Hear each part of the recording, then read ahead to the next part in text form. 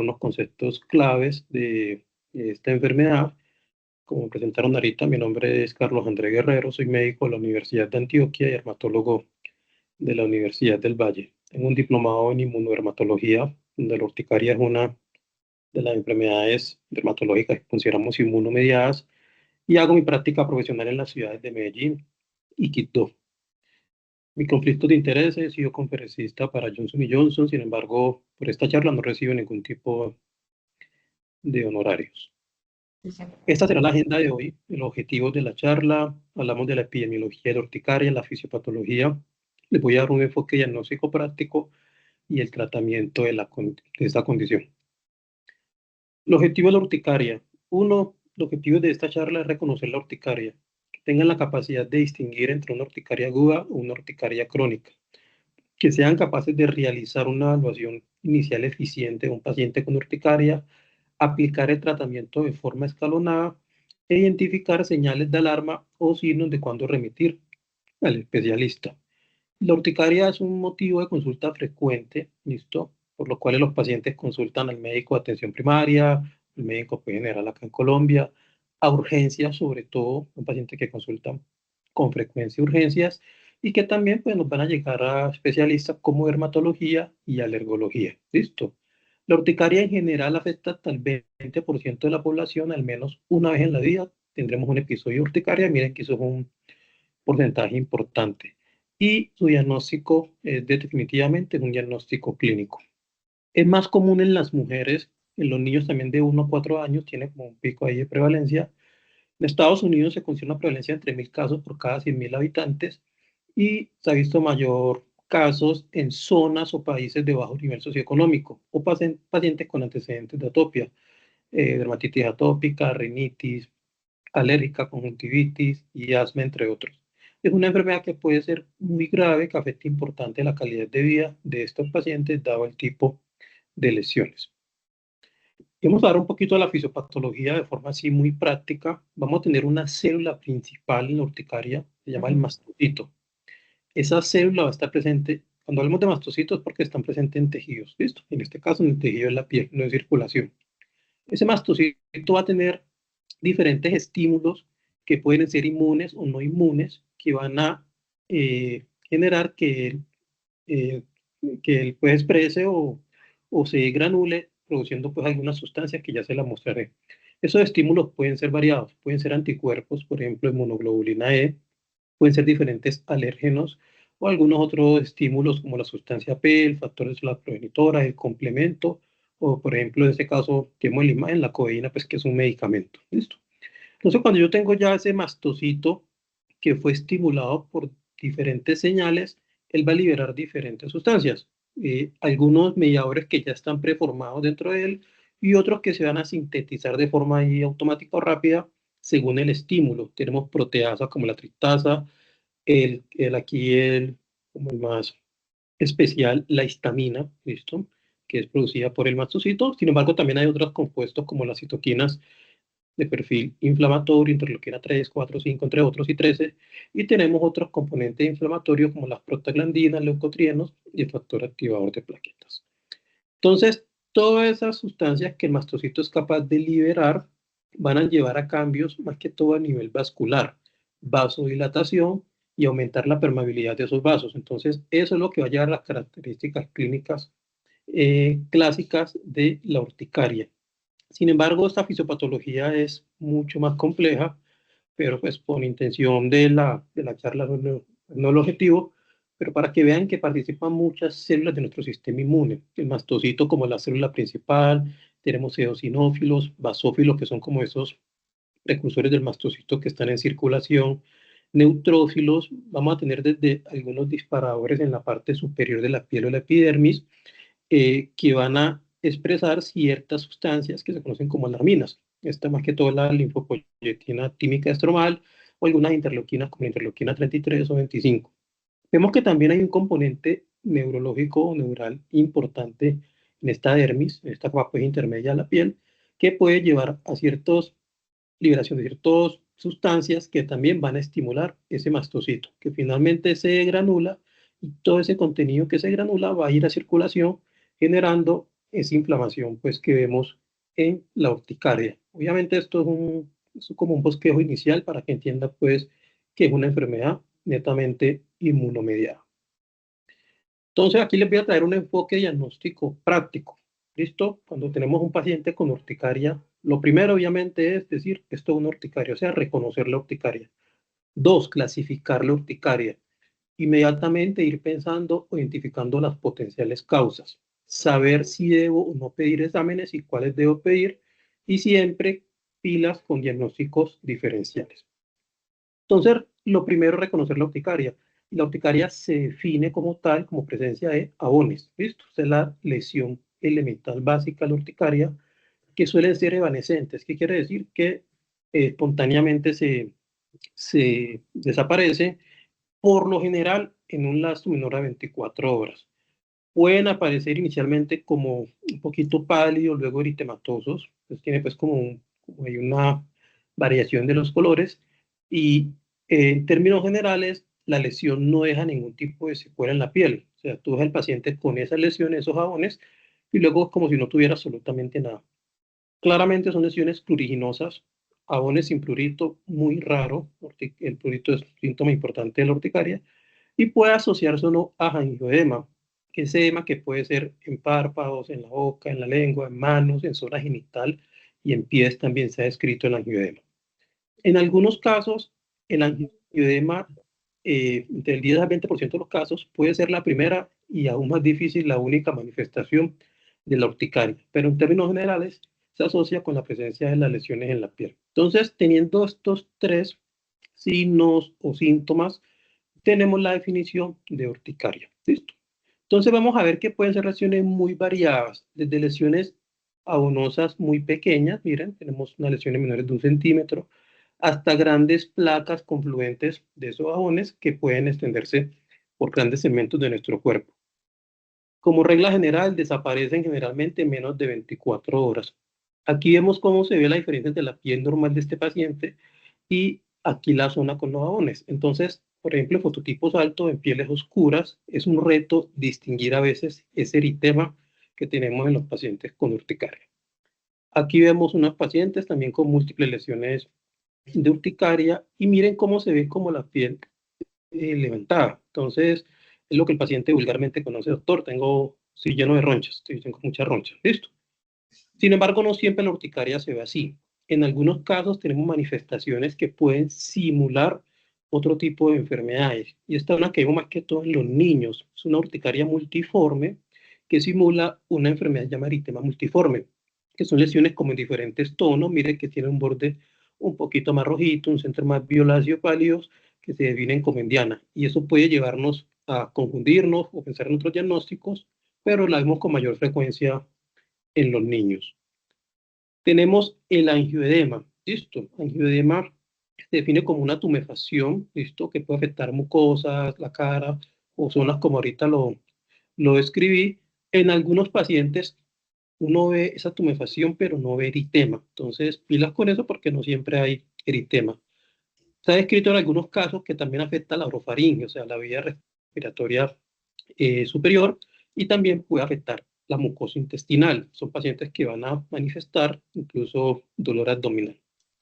Vemos aquí un angioedema, listo, en la mano derecha del paciente. Miren claramente cómo se ve esa diferencia de este aumento pues, del volumen de la mano cuando comparan con la mano izquierda. También los pacientes en la práctica describen mucho angioedemas genitales. Entonces, todo eso hay que tenerlo en cuenta en el paciente con urticaria. Entonces, listo, ya tenemos la lesión de la urticaria, realmente es una lesión muy característica, ¿listo? Es muy clara, donde pocas otros diagnósticos la van a presentar. Entonces, casi que llévense el mensaje hasta aquí, que si tengo un paciente con jabones en la piel, primer diagnóstico a pensar es la urticaria, ¿listo? Ahora, tenemos ya el paciente que uno dice, tengo una urticaria. Ahora, ¿cómo la clasifico? Y en general la guía, los textos, los artículos, la clasifican según la temporalidad. Entre urticaria aguda, que está descrita como la presencia de síntomas por menos de 6 semanas, y la urticaria crónica, que se describe como esos síntomas que suelen ser diario, casi a diario, por más o igual a 6 semanas. ¿Listo? Entonces, límite de 6 semanas que está descrito, está estudiado. Esa urticaria crónica nos plantea otros retos porque inicia a subclasificarse. Algunos la clasifican como urticaria crónica inducible, o sea, donde hay un disparador específico, por ejemplo, la temperatura, la presión o el ejercicio. Y tenemos una urticaria crónica espontánea, donde esos factores desencadenantes no son claros, no son específicos, y ahí viene otra subclasificación de la espontánea que puede asociarse a causas autoinmunes, a infecciones, o la mayoría de casos que vamos a tener se llama urticaria crónica espontánea, donde no se identifica un factor, entonces casi todos van a quedar catalogados bajo ese diagnóstico. Y hablando un poquito de urticaria crónica, de espontánea, pues ya no es una prevalencia tan grande como la urticaria en general. La prevalencia oscila entre el 0.1 y el 1% de la población mundial. ¿Listo? Y la inducible, importante tener que la podemos clasificar entre física y no física. Física tenemos dermografismo sintomático, la temperatura, puede ser frío, calor, la presión, la urticaria solar, vibración, y tenemos las no físicas, que pueden ser las colinérgicas, algunas de contacto, y hay una urticaria muy compleja, afortunadamente es muy raro, es la acuagénica. Imagínense un paciente haciendo urticaria al agua. ¿Listo? Desde el punto de vista clínico, hay ciertas manifestaciones que nos sugieren que hay una fase inicial. Cuando tenemos los abones en esos momentos iniciales, se caracteriza porque está la piel sobrelevantada y miren que suele ser más pálido el abón, alrededor eritema. Pero al pasar de las varias horas del día o algo, se nota más como un eritema así, más homogéneo en todas las lesiones y sigue siendo el mismo espectro de la enfermedad. Tenemos un paciente con un angioedema pues, evidente, marcado, importante, y aquí tenemos lo que se conoce como dermografismo, que es cuando hay un estímulo, el paciente desarrolla los síntomas y las lesiones de la urticaria. Aquí tenemos, por ejemplo, un paciente de urticaria por contacto por ortiga, aquí se ve una matica, una planta, que hace las lesiones de urticaria, y este es un paciente que hace la urticaria colinérgica, por ejemplo, cuando se desarrolla con la actividad física, suelen ser brotes así muy generalizados, casi con un eritema así con los pacientes, entonces esto lo llevan a pensar más que todo en urticaria colinérgica. Les sigo mostrando un poquito de fotos de cómo aquí tenemos como el tablero del Trichi, pues con una vega, un paciente con dermografismo, urticaria por presión. Mire que esta zona de presión del sostén pues, de la paciente genera la urticaria. Tenemos una urticaria por frío, es una paciente luego de una prueba por provocación, donde se expone a cubos de hielo durante 10 minutos y luego pues presenta las lesiones, las reproduce únicamente en la zona donde tuvo el contacto. Así que parece una dermatitis de contacto, pero no es una urticaria por frío. ¿Listo? Aquí tenemos también un dermografismo que hice y pues esta es una paciente mía y aquí les hago la invitación. En términos generales uno evita reproducir las lesiones en los pacientes, hacer dermografismo, pero a veces pues nos gana un poquito la tentación. Aquí tenemos la urticaria colinérgica en el tronco de una paciente después de la provocación. Aquí esta fue por calor, listo. Mira como les dije ahorita, es un eritema más difuso, más generalizado, pero que rápidamente resuelve una vez el paciente evita ese desencadenante. Entonces ya tenemos claro, reconocemos la urticaria y clasificamos la urticaria. Eso es muy importante en la atención primaria porque al especialista es muy raro que nos llegue el paciente en la urticaria aguda. Listo, es bastante raro, no llega ya en los escenarios crónicos, entonces es muy importante que ustedes sepan reconocer e identificar de forma inicial a estos pacientes. Identificamos las causas, porque no son las mismas si es un contexto de urticaria aguda o un contexto de urticaria crónica. Las causas de urticaria aguda, mire que la mayoría son causas idiopáticas. Esto, no tenemos ni idea por qué aparece la urticaria. 40% está asociado con infecciones virales, especialmente infecciones de la vía respiratoria superior. Esos días previos o a veces durante la misma infección suelen ser desencadenantes. Aquí a veces hay un factor confuso, es que si un paciente tiene una infección de la vía respiratoria superior, por lo general inicia a tomar ciertos medicamentos. Entonces uno dice, bueno, ¿será el medicamento o es el virus? Entonces a veces es difícil, pero está demostrado que en su mayoría es por la reacción al virus. Los fármacos, un 9% de fármacos, y miren solo por aquí, un 1% los alimentos. A veces son culpables para muchas personas, muchos me comí esto, hice esto, y realmente no tiene mucho que ver con desencadenar la urticaria. La urticaria crónica es un poquito diferente en su etiología. La mayoría, mire, 75% se considera espontánea, o sea, no es una urticaria inducible. Mientras tanto, el 25% sí es una urticaria inducible, la que vimos ahorita, la física y no física. En este 75% espontánea, mire que un 45% es idiopático. O sea que la mayoría siempre va a ser que no tenemos ni idea por qué sea la urticaria en los pacientes. Tienen un componente autoinmune, un 20%, pseudoalérgicas y algunas asociadas a infecciones. ¿Listo? Entonces, esto es importante que tengan en cuenta porque cuando uno está evaluando cualquier urticaria, tienes que iniciar inmediatamente a pensar y ser muy detective de si hay un factor desencadenante. Y aquí con mayor detalle, como les dije ahorita, infecciones virales, principal causa urticaria aguda, pero hay otro tipo de infecciones, hepatitis, mononucleosis infecciosa, algunas bacterias, parásitos o infecciones micóticas. Medicamentos, todos los que tú quieras, antibióticos, aspirina, insulina, vacunas, pero pilas con los opioides, pilas con los AINES y con los IECAS, que son también un frecuente medicamento encontrado, más que todo lo IECAS con el angioedema. ¿Listo? Algunos alérgenos ambientales, listo, el pasto, animal, esto es la saliva de animales, picaduras de insectos, algunos alimentos pues también se han descrito, más que todos los mariscos y los frutos secos, listo. Enfermedades autoinmunes, bueno, enfermedades del colágeno, lupus, todas estas enfermedades autoinmunes, malignidades, enfermedades tiroideas importantes, cambios hormonales, también se ha visto como causa urticaria, y pues los factores físicos, y aquí un factor que se describe son los factores psicológicos, estrés, ansiedad. También puede ser un desencadenante de urticaria, no siempre atribuirlo a ello, porque a veces uno ve en la práctica que los pacientes le dicen, no, eso es estrés o ansiedad, entonces no, no siempre es, pero se debe considerar entre las posibles etiologías.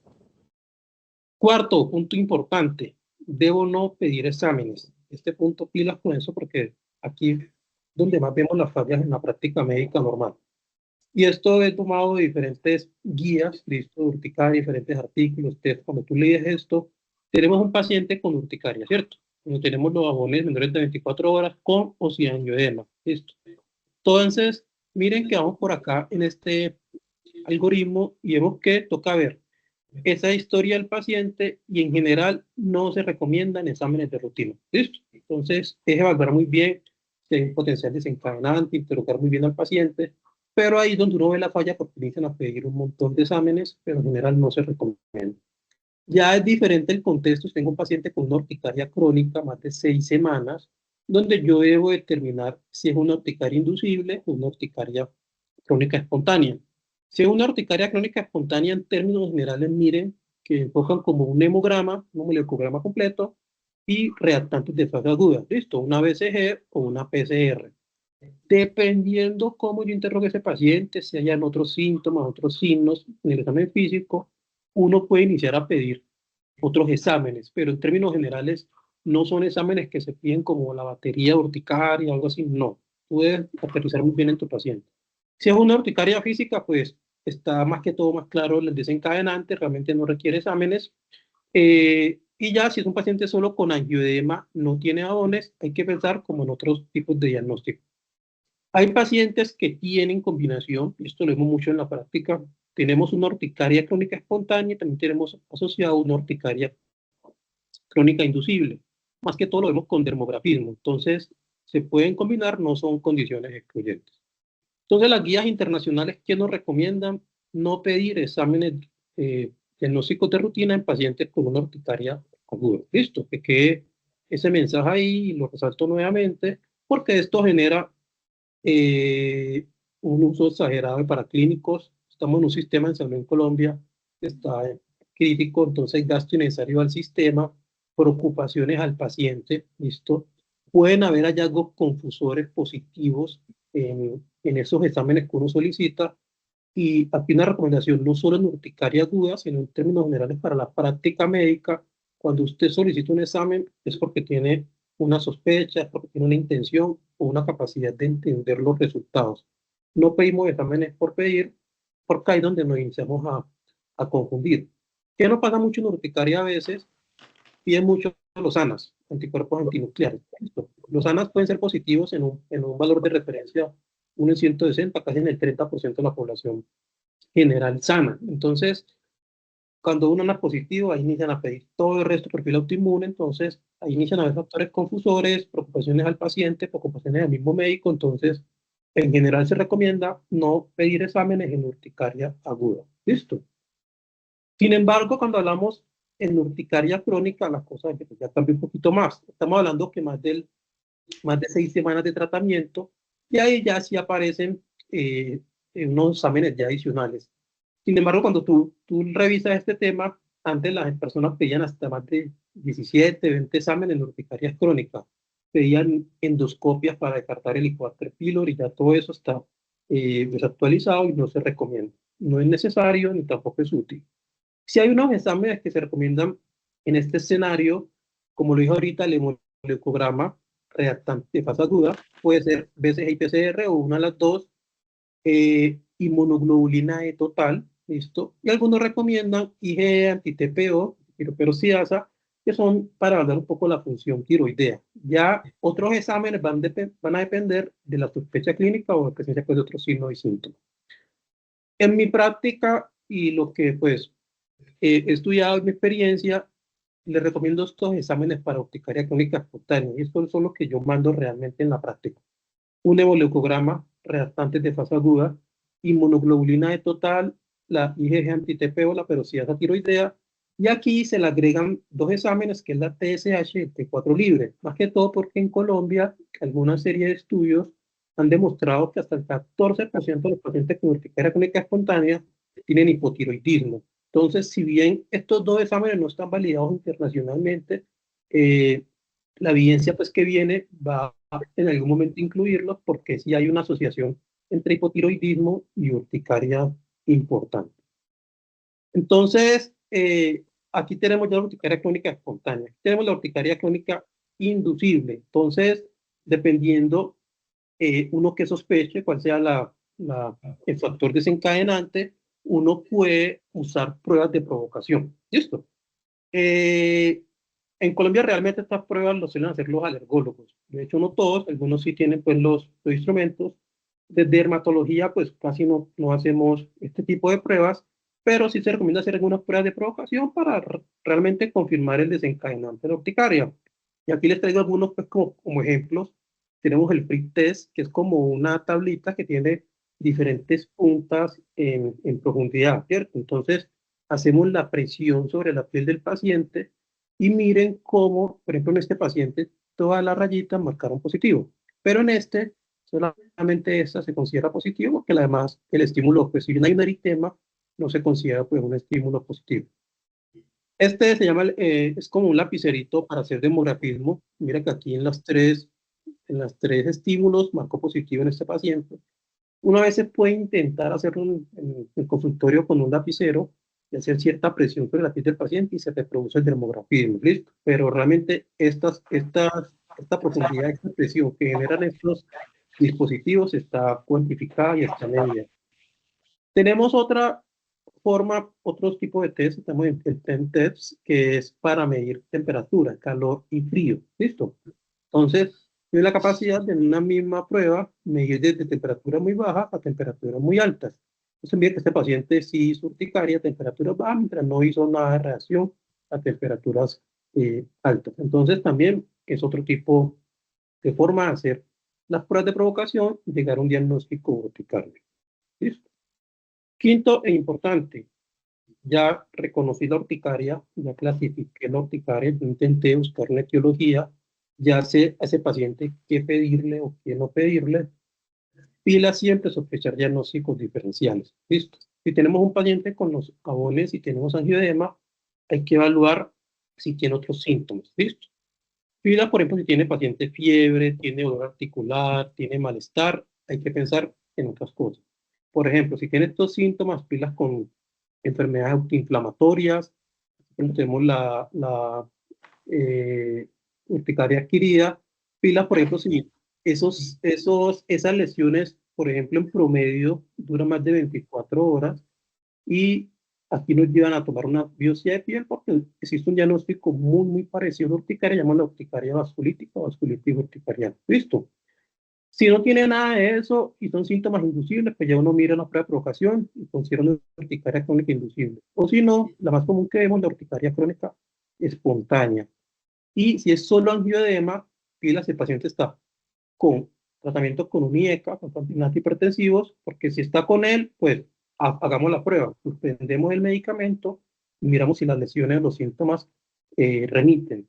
Si no, hay que enfocar un paciente con el paciente con el enfoque con angioedema. Eso pues es un mundo aparte y ya pensar si es un angioedema hereditario o si es un angioedema adquirido, y así uno pues ir definiendo el tratamiento de esos pacientes. Miren que dependiendo de los diagnósticos, uno mira qué tipo de factor inflamatorio está detrás de qué tipo de células, qué tipo de sustancias, porque así mismo va a determinar los tratamientos.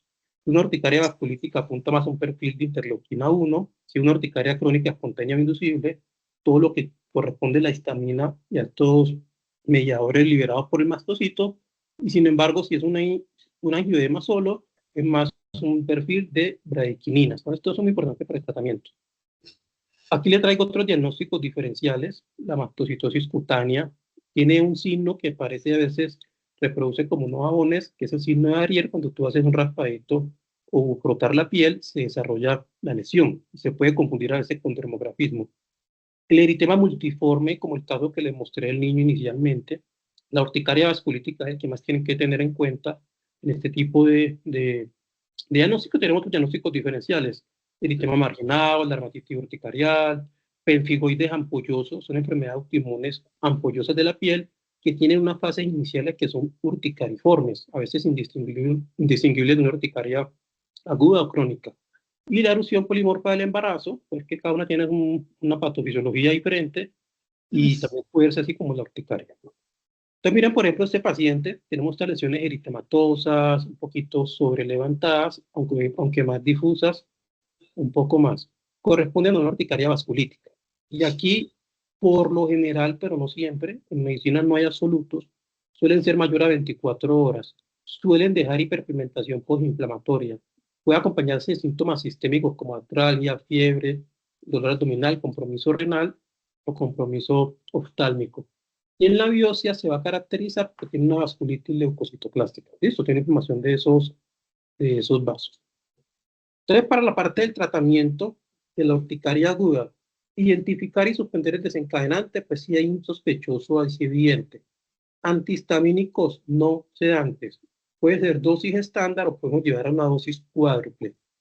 Evitar corticoides. ¿Listo? Solo en algunos casos muy puntuales se pueden utilizar los corticoides.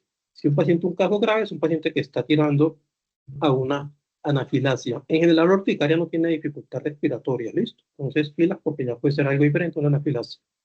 No usar antibióticos. Otra recomendación aquí que veo mucho de falla o error en la consulta médica es terapia tópica. Le mandan esteroides tópicos. O sea, la urticaria no va a mejorar con terapia tópica. Y la mayoría, afortunadamente, suele resolver en menos de 2 semanas. Le traigo esta tablita de antihistamínicos porque todavía algunos textos, este es un texto pues, referencia en dermatología, mencionan los antihistamínicos anti-H1 clásicos, los sedantes de primera generación. Estos ya están por fuera de tratamiento de urticaria, no se recomiendan y no son superiores a los antihistamínicos de segunda generación, donde tenemos varios: la cetiricina, la loratadina, la elorataína, la festofenaína, la levofloxacina, rupatadina. Aquí hay uno que no agregué, pues que no está todavía aquí, que es la bilastina, que me gusta mucho, pues nuevamente lo uso mucho, es la bilastina.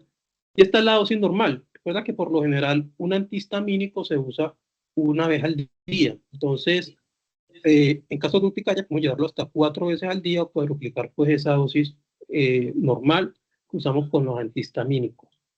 No lo traje para ustedes porque realmente se hacía muy extensa la charla, pero cuando comparan antihistamínicos, realmente no hay mucha diferencia de que uno sea mejor que el otro. Usted coja uno que se sienta más seguro, que tenga disponible, cualquier cosa, y ese lo va a coger, lo va a titular si es necesario. No toca combinar, con una cetiricina con una loratadina, no, eso no se recomienda.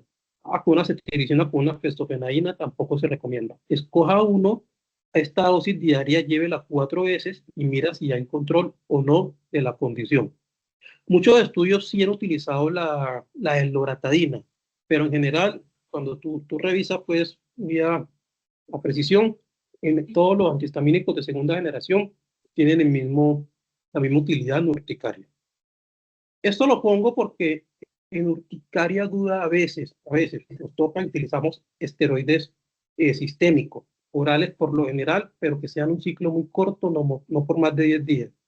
Una recomendación de la prednisolona de 0.5 miligramos por kilogramo día en paciente a 1 miligramo por kilogramo día por máximo 5 a 7 días.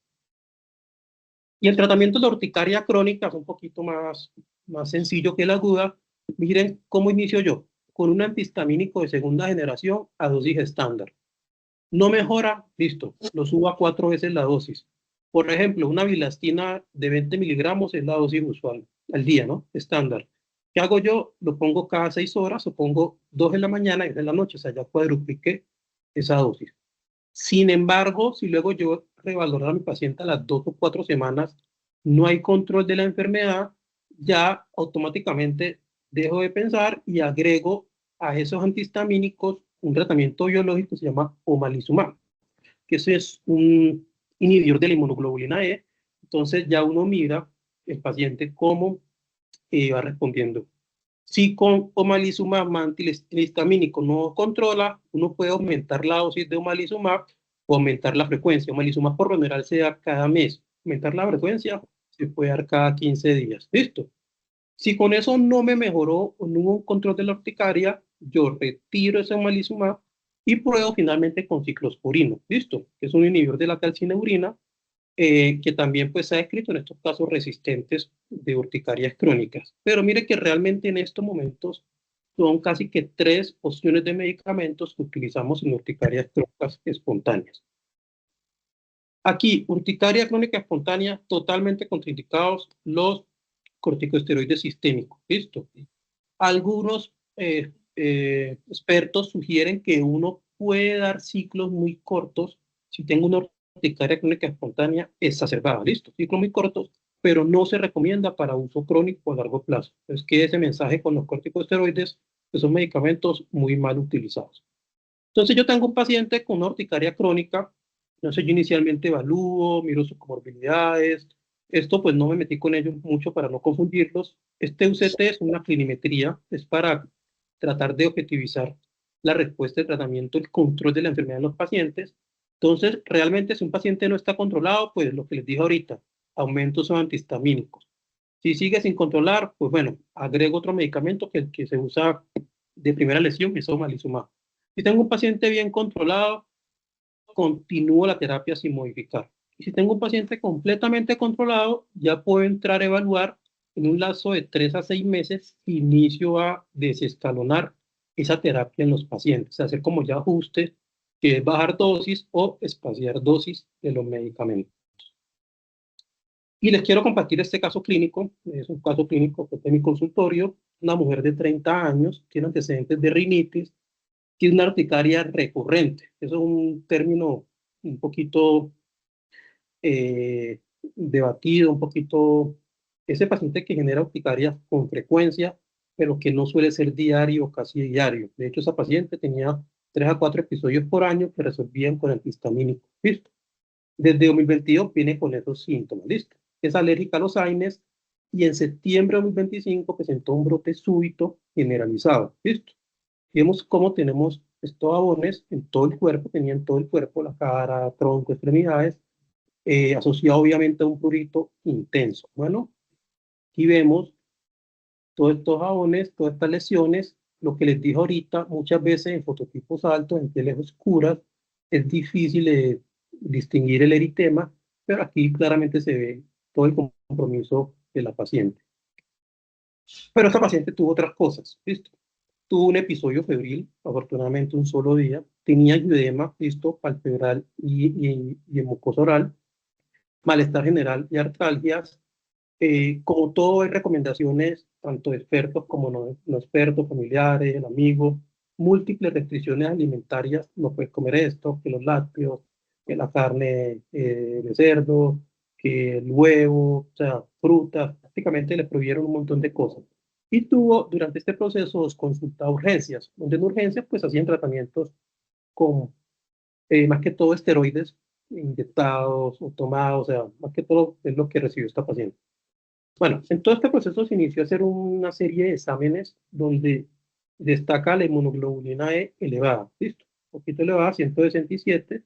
Como lo decía ahorita, es una paciente que ya recibió múltiples tratamientos orales, parenterales, y de hecho en una hospitalización, pues una de urgencias, recibió un pulso de metilprednisolona, tenía antihistamínico en dosis cuádruple, se movía entre festofenadina, entre bilastina, entre cetiricina, o sea, iniciaron pues como a mover diferentes antihistamínicos. Y se hicieron algunos exámenes, claro, ven estos exámenes, ven esta leucocitosis con neutrofilia marcada, neutrófilos marcados, y una PCR relativamente alta. Entonces, esto preocupó a su alergólogo tratante, porque aquí había un manejo con diferentes especialistas y él recomendó remitirle a urgencias. Entonces, en urgencias, lo primero que quiso descartar es una enfermedad autoinmune, es una infección, pero nada, perfil infeccioso, tal, todo negativo. Hormonal normal, autoinmune negativo, radiografía de tórax, radiografía de abdomen normal. Y luego presentó normalización del hemograma y de la PCR. Entonces, hay que tener cuidado cuando pido un examen, bajo en qué contexto, porque esa leucocitosis, esto, esa neutrofilia, esa PCR elevada, fue secundaria a los esteroides que venía recibiendo, no propiamente a la enfermedad. Eso fue un día después de haber sido pulsada en una consulta a urgencias. Entonces, ¿qué llama la atención en esta paciente? Mire que si bien tenemos las lesiones eritematosas, algunas lesiones duraban más de 24 horas y fueron dejando estas máculas hiperpigmentadas postinflamatorias. Pasé un poquito en la espalda, la foto pues no es muy buena, pero las lesiones fueron como teniendo un comportamiento un poco diferente. Entonces tenemos una paciente con un mes de síntomas, jabones que duraban algunos más de 24 horas, con hiperpigmentación postinflamatoria, que no tenía control, recibiendo esteroides de Flazacor, recibiendo cetiricina dosis cuádruple, y también por recomendación de otro médico se inició ciclosporina, 100 miligramos cada 12 horas, con la cual pues yo estuve de acuerdo, ya que todo esto era en un escenario particular. Conseguir un biológico particular es muy difícil. ¿Listo? Entonces, ya aquí hay otros síntomas que no nos cuadran, unas manifestaciones cutáneas que no nos cuadran, y una regular respuesta al tratamiento, pues decidimos hacer lo que muchas veces hacemos en dermatología, o tomar biopsia de piel. ¿Sí o qué?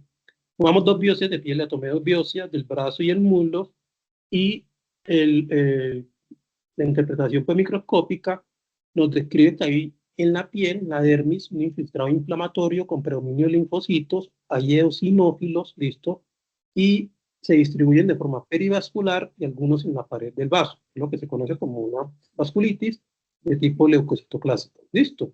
Entonces, el diagnóstico de esta paciente, de esta biopsia, fue una vasculitis urticarial. Recuerden que es uno de los diagnósticos diferenciales de la urticaria. Considero que esta paciente tiene un componente mixto, urticaria vasculítica y una urticaria crónica espontánea, ya que la mayoría de lesiones tienen comportamiento de urticaria crónica espontánea. Actualmente está con prednisolona 30 miligramos al día, con la cetiricina 20 miligramos cada 12 horas. Hice la suspensión de la ciclosporina porque es una paciente que la tengo en proceso para iniciar biológico malizumab. Y esta paciente está en seguimiento por psicología porque la afectación de la calidad de vida del paciente con urticaria puede ser bastante importante. Imagínense todo el día tú con esta lesión en la piel, prurito intenso, dificultad para dormir, entonces es importante el compromiso psicoemocional, entonces siempre seguimiento por psicología o acompañamiento por esta especialidad. A pesar de este tratamiento, es una enfermedad que no ha sido fácil.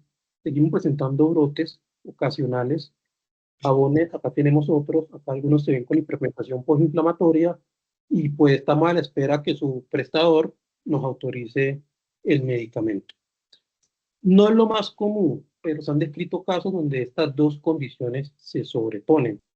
¿Listo? La urticaria crónica espontánea y una vasculitis urticarial. Entonces, no siempre es tan fácil, hay casos retadores y por eso quise compartirles este caso pues, de mi consulta. Y aprovechando con esta paciente, recuerden que al inicio del cuadro les dije las múltiples restricciones alimentarias, les quise traer este artículo, nutrición y urticaria. Es muy común que el paciente con urticaria atribuya a ciertos alimentos como desencadenantes de su cuadro clínico, ¿no? Hay urticaria aguda realmente porque hay alergias, por ejemplo, a frutos secos o a mariscos, entonces eso sí está pues documentado, pero por ejemplo la urticaria crónica no hay una relación definida con los alimentos. Es muy común que los pacientes hagan estas restricciones dietarias innecesarias, especialmente en la que está de moda la dieta libres de pseudoalergenos o alimentos liberadores o ricos en histamina. ¿Listo? ¿Cuáles son estos pseudoalergenos? Conservantes, colorantes, salicilatos, algunos compuestos aromáticos que pueden estar tanto en sustancias naturales o como alimentos procesados. Y los alimentos ricos en histaminas que están escritos, el vino tinto, quesos madurados, caballa, que es un pez, ¿listo? Carnes curadas, cítricos o algunos frutos secos como los cacahuates. Sin embargo, algunos estudios, pues estudio, hizo pues como una dieta restrictiva en pacientes que sospechaban o declararon que ciertos alimentos eran sospechosos y haber suspendido, restringido esos medicamentos en el 83% de los pacientes, eso no mostró ningún cambio en el comportamiento o en la gravedad de los síntomas. Pasó en mi paciente, o sea, ninguna de esas restricciones hizo ningún cambio en su enfermedad. En términos generales, la Academia Americana de Alergia, Asma e Inmunología no recomienda este tipo de restricciones dietarias, incluyendo esas recomendaciones ahorita de dietas bajas en histamina o libres de pseudoalergenos. Ni tampoco, ni esta asociación y la Organización Mundial de Alergia no recomienda, porque algunos dicen suplementar con vitaminas, con terapias herbales, no recomiendan este tipo de prácticas porque no ha mostrado ningún tipo de efectividad o que pueda ayudar para el control de la urticaria. Entonces, en resumen, tenemos urticaria aguda, desencadenantes comunes, medicamentos, alimentos, picaduras, pero la mayoría no sabemos cuál es. Son las lesiones, los jabones con angioedema menores de 6 semanas. Tratamiento principal, si es posible, evitar desencadenantes, antihistamínicos H1 de segunda generación, dosis estándar o hasta 4 veces. Urticaria crónica inducida, el desencadenante físico, pues identificarlo y pues toca evitarlo para evitar pues que se sigan presentando las lesiones. También manejo con antihistamínicos, dosis estándar o hasta 4 veces, o considerar remitir al paciente para inicio de omalizumab.